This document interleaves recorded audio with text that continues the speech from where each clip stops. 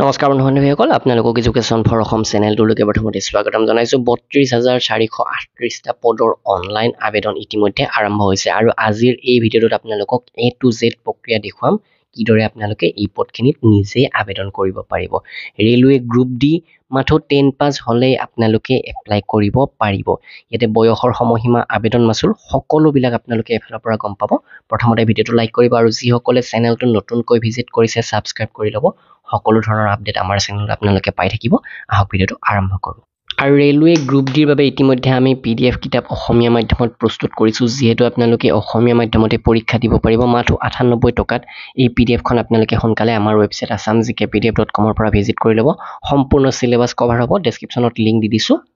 অথবা আপোনালোকে আমাক WhatsApp কৰিও এই PDFখন QR কোডত পে কৰি কিনি ল'ব পাৰে ৰেলৱে গ্ৰুপ ডি বা বৰ্তমান লেভেল 1 পোষ্ট বুলি জনা যায় এইবাৰ ইয়াৰ ভেকেন্সি মুঠ ৩২,৪৩৮টা আৰু জোন ওয়াইজ ভেকেন্সি বিলাক বেলেগ ঠিক তেনেকৈ আমাৰ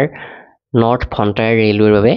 ভেকেন্সি আছে এই ভেকেন্সিখিনিৰ বাবে আপোনালোকে এপ্লাই কৰিব পাৰিব অথবা বাহিৰৰ জোনৰ বাবে এপ্লাই কৰিব পাৰিব কিন্তু যিটো জোনৰ বাবে এপ্লাই কৰে তালৈকে গৈ আপোনালোকে এক্সাম দিব লাগিব আমাৰ গুৱাহাটী নৰ্থ ফ্ৰণ্টায়াৰ ৰেলৱেত ২,০৪৮টা পোষ্ট আছে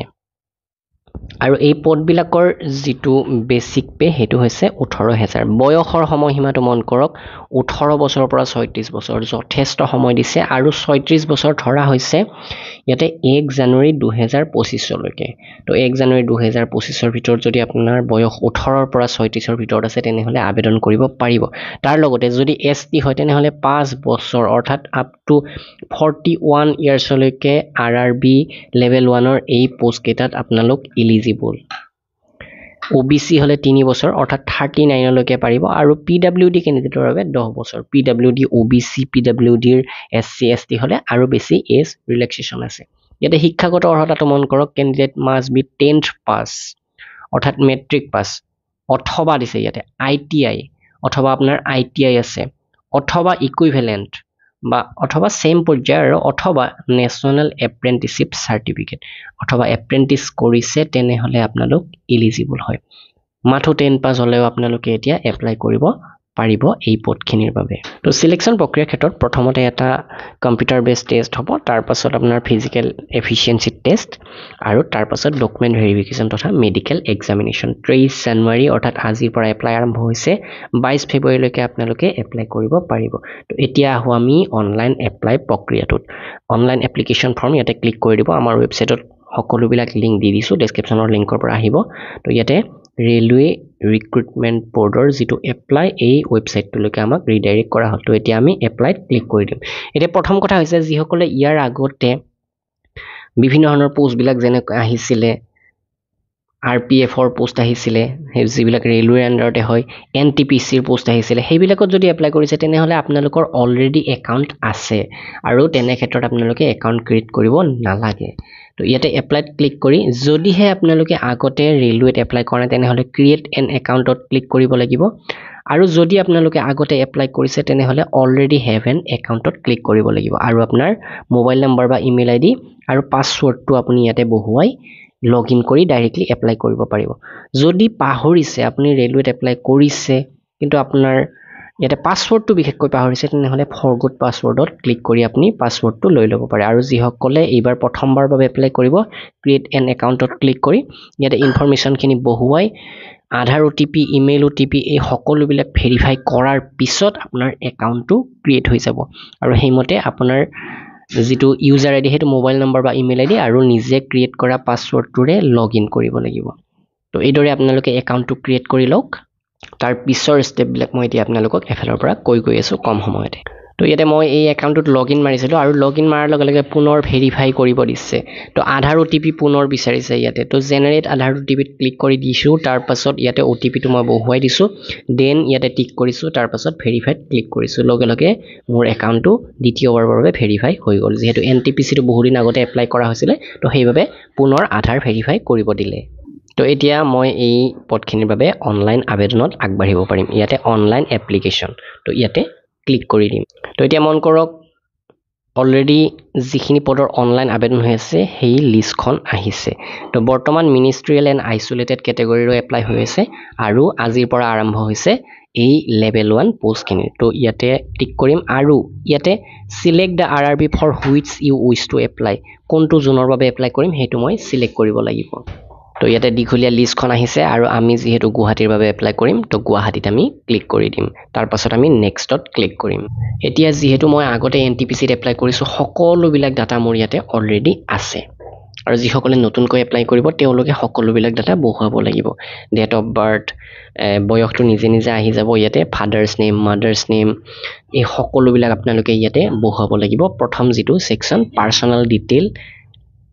সেই সেকশনত তাৰ পাছতে আদাৰ ডিটেইল আহি পৰে তাৰ পাছত এডুকেশনাল কোৱালিফিকেশন তাৰ পাছত আপলোড প্ৰফাইল ডকুমেন্ট আপোনাৰ ফটো আৰু সিগনেচাৰ হেতু আপলোড কৰোতে আটাইতকৈ বেছি প্ৰবলেম হৈ পৰে ৰেলৱেত তাৰ পাছত প্ৰিফাৰেন্স এণ্ড প্ৰিভিউ আপুনি কোন কেটা পোষ্টৰ বাবে সিলেক্ট কৰে সেইখিনি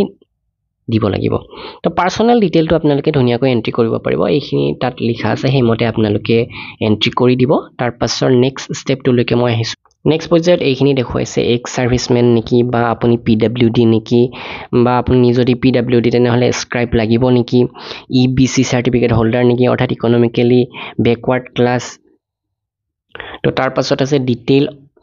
অফ সাৰ্ভিং ৰেলৱে এপ্লিকেন্ট ৰেলৱেত কিছুমানে কাম কৰি আছে তেনেকুৱা ধৰণৰ এমপ্লয় হ'ব তেনেকুৱা ক্যান্ডিডেট হ'ব পাৰে তেওঁলোকৰ বাবে আছে তাৰ পাছত কাৰেন্ট এমপ্লয়মেন্ট ডিটেইল আছে আপুনি বৰ্তমান কিবা চাকৰি কৰি আছে নেকি হেতু এটা ইম্পৰ্টেন্ট তো ইয়াতে আপুনি নট এপ্লিকেবল দিব পাৰে যেহেতু আমাৰ ম্যাক্সিমাম ক্যান্ডিডেটে কোনো ধৰণৰ চাকৰি কৰি থকা নাই তো ইয়াতে নট এপ্লিকেবল দিয়ক আপুনি আৰু যদি আপুনি কাম কৰি আছে সেন্ট্ৰেলত অথবা ষ্টেটত অথবা পাব্লিক সেক্টৰ আন্ডাৰটেকিং তেনেহলে এটো সিলেক্ট কৰি আপুনি ডিটেইল খিনি বহুৱাব লাগিব কোড কাম কৰি আছে কেতিয়াৰ পৰা কাম কৰি আছে ইয়াৰ নেক্সট তলতে আছে ডিটেইলছ অফ কোৰ্স কমপ্লিটেড এক এপ্ৰেন্টিসশিপ যদি আপুনি এক এপ্ৰেন্টিস কৰিছে তেনেহলে ইয়েস দিয়ক আৰু যদি কৰা নাই নো দিয়ক আৰু ইয়েস দিয়াৰ লগে লগে আপুনি কি ট্ৰেডত কৰিছে কেতিয়াৰ পৰা কেতিয়ালৈকে কৰিছে সাৰ্টিফিকেট নাম্বাৰ কিমান মাৰ্ক পাইছে কিমান মাৰ্কৰ ভিতৰত এই সকলোখিনি বহুৱাব লাগিব যিসকলে এপ্ৰেন্টিসশিপ কৰিছে তেওঁলোকৰ বাবে এইখিনি তো তাৰ তলত আপোনাৰ বেংক একাউন্ট নাম্বাৰ বহুৱাব লাগিব বেংকৰ গোটেই ডিটেইলখিনি ইয়াতে আপুনি বহুৱাই দিব লাগিব কাৰণ এক্সাম দিয়াৰ পিছত আপোনালোকৰ আবেদন মাসুলটো এই বেংক একাউন্টত ৰিফান্ড কৰি দিব নেক্সট প্ৰসেছত আহিলে আমাৰ কোৱালিফিকেশন এডুকেশনাল কোৱালিফিকেশন সক মেট্ৰিকুলেশন অৰ SSC ইয়াতে মই দি দিছো তো মেট্ৰিকুলেশন ৰোল নম্বৰ বা ইয়াতে কোন বোৰ্ড কোন district state date of passing এই সকলোবিলাক ইয়াতে দি দিছো তো ইয়াতে মেট্ৰিকুলেশন অৰ SSC ক্লিক কৰিব তাৰ পাছত এডত ক্লিক কৰিব এডত ক্লিক কৰাৰ পিছত আপুনি কিমান নাম্বাৰ পাইছে কোন চনত পাস কৰিছে আপোনাৰ ৰোল নম্বৰ কে এইবিলাক বহুৱাব দিব তাৰ পাছত সেভ মাৰিব সেভ মাৰাৰ লগে লগে এইটো বহিব লগতে যিসকলৰ মেট্ৰিক পাস কৰাৰ উপৰিও ITI আছে তেওঁলোকে নেক্সট আকৌ ITI ক্লিক কৰিব ক্লিক কৰি এডত ক্লিক কৰিব তাৰ পাছত আপোনাৰ ITI ডিটেইল খিনি বহুৱাই দিব তেতিয়া আপোনাৰ ইয়াতে দুটা পইণ্ট আহি যাব প্ৰথমতে মেট্ৰিকুলেশন তাৰ পাছত ITI কিছুমানে মেট্ৰিক পাস কৰিছে ITI কৰিছে তাৰ উপৰি নেশনাল এপ্ৰেন্টিসশিপ সাৰ্টিফিকেটও আছে তো নেক্সট আপোনালোকে NSC এড কৰি এটা এড কৰি দিব তো NSC ৰ ডিটেইল খিনি আপুনি আপলোড কৰি দিব মানে ইয়াতে বহুৱাই দিব তেতিয়া আপোনাৰ তিনিটা পইণ্ট আহি যাব 1ত মেট্ৰিক 2ত ITI 3 নম্বৰত NSC তো এনেকৈ দিলে আপোনালোকৰ যিসকলৰ আছে তেওঁলোকে দিবই লাগিব দিয়াটো উচিত আপোনালোকৰ সিলেকশন হোৱাৰ চান্সটো বেছি থাকিব কাৰণ যিখিনি পোষ্ট এই পোষ্টখিনি সাধাৰণতে টেকনিক্যাল পোষ্টে হয় তো এই কোৱালিফিকেশন খিনি ইনপুট কৰাৰ পিছত আপোনালোকে নেক্সট মাৰি দিয়ক তো আমি ফাইনেল পৰ্যায়লৈকে আহি ইয়াতে আছে আমাৰ ডকুমেন্ট আপলোড অৰ্থাৎ আপোনাৰ পাসওয়াৰ্ড ফটো আৰু সিগনেচাৰ সক পাসওয়াৰ্ড ফটোটোৰ আপোনাৰ বেকগ্ৰাউণ্ডখন সম্পূৰ্ণ বগা হ'ব লাগিব তো হেতু আপুনি বেকগ্ৰাউণ্ডত যি নাথাকক সেইখিনি আপুনি কাট কৰি দিয়ক আপোনাৰ মাত্ৰ ফটোখন থাকিব তো ইয়াৰ যেটো পিক্সেল 320 পিক্সেল হাইট উচ্চ হ'ব লাগিব আৰু বহলটো হ'ব লাগিব 240 তাৰ পাছত আপুনি ফটোখনৰ নামটো লিখি দিয়ক নাম লিখোতে আপোনালোকে স্পেস ইউজ নকৰিব ফটোখনত তো হেমতে এখন আপলোড কৰি দিয়ক আপলোড কৰোতে আপোনালোকে ইয়াতে ক্ৰপ কৰিব পাৰিব তাতে এটা অপচন আহিব তো হেমতে আপলোড লৈ ল'ব সিগনেচাৰটো আপলোড কৰাৰ ক্ষেত্ৰতো এটা সমস্যা আহি পৰে ইয়াতে সাইজটো 30 KB ৰ পৰা 50 KB যেটো হ'ব লাগিব হেতু এটা সমস্যা হয় তো ইয়াৰ যেটো সাইজ দিছে 140 এটো দুগুণ কৰি দিব আপোনালোকে অৰ্থাৎ 280 কৰি দিব বহলটো 280 হ'ব আৰু যেটো উচ্চতা ফটোখনৰ 60 দিছে 60 দুগুণ 120 পিক্সেল কৰি দিব তেতিয়া ইয়াৰ যেটো 30 KB ৰ পৰা 50 KB ভিতৰত হেতু মিলি যাব নেক্সট ফটোখনৰ ক্ষেত্ৰত এটো একে সাইজ থাকিলেও আপোনালোকৰ মিলি যাব 50 KB ৰ পৰা 100 KB ৰ ভিতৰত যেটো হ'ব লাগে আৰু যদি নিমিলে 240 পিক্সেলত তেনেহলে দুগুণ কৰি দিব 240 ৰ দুগুণ অৰ্থাৎ 480 আৰু 320 ৰ দুগুণ 640 তো এনেকুৱা কৰি দিলে সাইজটোত কোনো খেলিমেলি নহয় বা ইয়াত আপলোড লোৱাত সুবিধা হ'ব তো ইয়াতে মই এই ফটো আৰু সিগনেচাৰটো এতিয়া আপলোড কৰিলো আৰু এতিয়া ফাইনেল পইণ্টলৈকে আহিছো preference and preview and submit তো ইয়াতে যিমানবিলাক পোষ্ট এইবাৰ আছে আমাৰ গুৱাহাটী ডিভিজনত NFR-ত সেই সকলোবিলাক আছে এই গোটেইবিলাকৰ প্লাছ চিনত মই ক্লিক কৰি দিছো আৰু গোটেইকেইটা পোষ্ট মই ইয়াতে সিলেক্ট কৰি দিছো আপোনালোকে প্ৰিফাৰেন্সটো দিব পাৰে ধৰি লওক আপুনি এইটো পোষ্টত ITI কৰিছে এইটো পোষ্টত NSC কৰিছে হেতু পোষ্ট ফাৰ্স্ট প্ৰিফাৰেন্সত দিব পাৰে এক নম্বৰত দিব পাৰে তেনেকুৱা ক্ষেত্ৰত আপোনাৰ সেই পোষ্টৰ সিলেকশনটো বাঢ়ি যাব সিলেকশন হোৱাৰ পসিবিলিটিটো একচুয়ালি বাঢ়ি যাব তো সেইখিনি কমপ্লিট হোৱাৰ পিছত আমাৰ ইয়াতে এপ্লিকেশনখন প্ৰিভিউ আহিব তো এপ্লিকেশন প্ৰিভিউটো আটাইতকৈ ডাঙৰ পইণ্ট আপুনি গোটেই ফৰ্মখন ভালদৰে এবাৰ চেক কৰি লওক যদি কিবা ভুল হৈছে পিছত দিগদাৰ হৈ যাব আকৌ কাৰেকচন কৰিব লাগিলে আপোনালোকে আকৌ পইচা পেমেন্ট কৰিব লাগিব তো সেইবিলাক কৰাতকে আপোনালোকে একেবাৰে ভালদৰে চেক কৰি লওক অকনমান সময় লওক আৰু আজি এপ্লাই কৰিব লাগে বুলি কোনো কথা নাই এমাহৰ সময় দিছে আপোনালোকে ভালদৰে চাই চিতি আৰু কোনোবা কেণ্ডিডেটক সুধি লওক যে কেনেকুৱা ধৰণৰ পোষ্ট প্ৰিফাৰেন্স দিছে বা কিবা সমস্যা হ'ব পাৰে সেই সমস্যাবিলাক আপোনালোকে লাহে লাহে গম পাব কিছু ক্ষেত্ৰত ৱেবসাইটত এপ্লাই কৰা সময়তো বিভিন্ন সমস্যা থাকি যায় তেওঁলোকে ৱেবসাইটটো বনাওতে সৰু সুৰা বাগ থাকি যায় সেইবিলাক লাহে লাহে কাৰেকচন কৰি থাকে আপোনালোকে মিনিমাম 5-6 দিনৰ পিছত এই এপ্লাই প্ৰক্ৰিয়াটো কৰক তো আপোনালোকৰ সুবিধাৰ বাবে মই আবেদন প্ৰক্ৰিয়াটো সম্পূৰ্ণৰূপে দেখুৱাই দিলো তো এতিয়া যদি সকলোবিলাক শুদ্ধ বুলি আপোনালোকে ভাবে এইটো টিক কৰি দিয়ক আৰু সাবমিটত ক্লিক কৰক সাবমিটত ক্লিক কৰাৰ পিছত আপোনালোকে এই ফৰ্মখন পুনৰ কাৰেক্ট কৰিব নোৱাৰিব তো আপোনালোকে এইখিনিত স্কিপ কৰিও থৈ দিব পাৰে পিছত যেনিবা ভালদৰে চাই লয় আকৌ সময় মিলাই এটো কৰি ল'ব বা কাৰোবাক সুধি কৰি ল'ব তেনেকুৱা কৰিব পাৰে যদি সাবমিটত ক্লিক কৰে ইয়াতে কৈছে যে application will not be able to make any correction in this online application